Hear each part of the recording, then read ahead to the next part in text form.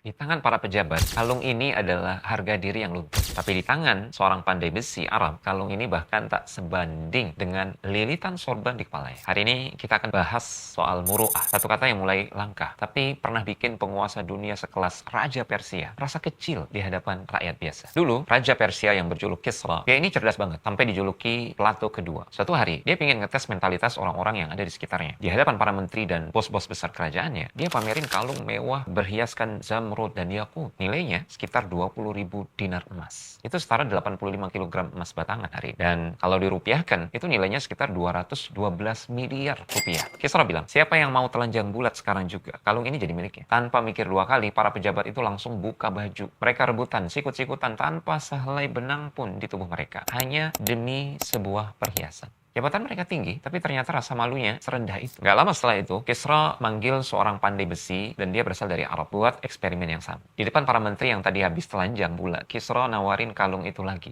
kepada si pandai besi. Tapi jawaban si pandai besi ini benar-benar di luar nalar. Dia bilang, demi Allah, kalaupun engkau, wahai raja, kasih saya seluruh kerajaan Persia dan angkat saya jadi raja, tapi syaratnya saya harus ngelepas sorban saya ini, saya nggak akan mau. Jawaban dia asli mind-blowing. Jangankan telanjang, lepas sorban aja, dia nggak sudi demi harta, demi perhiasan tersebut. Inilah yang disebut dengan kemuliaan jiwa. Inilah yang dikenal dengan kehormatan jiwa. Dia tahu kalau harga diri itu nggak ada label harganya. Teman-teman, kisah ini diambil dari kitab Al-Iqdul Farid, karya fenomenal Ibnu Abdi Rabbih Al-Andalus. Dan kisah ini nyentil kita banget. Di zaman sekarang saat banyak orang rela jual diri atau bikin konten aneh-aneh demi likes dan uang, masih ada nggak sih prinsip dalam diri kita yang nggak bisa dibeli? Ingat teman-teman, Allah Subhanahu Wa Taala nggak lihat seberapa estetik fit kita atau seberapa tebal dompet kita, seberapa mewah kehidupan kita, seberapa hebat kita dalam berflexing. Rasulullah SAW sendiri pernah bersabda, Inna Allah la yanzuru ila suwarikum wala ila amwalikum, walakin yanzuru ila qulubikum wa a'malikum. Sesungguhnya Allah Subhanahu Wa Taala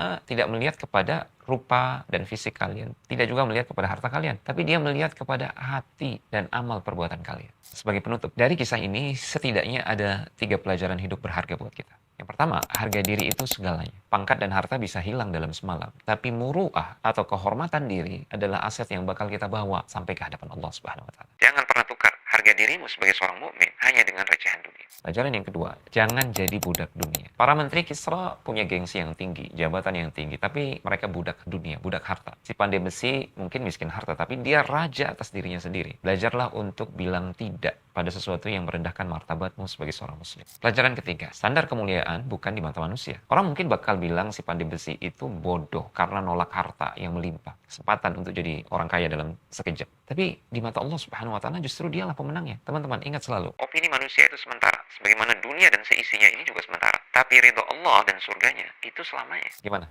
Masih mau nukar harga diri demi validasi?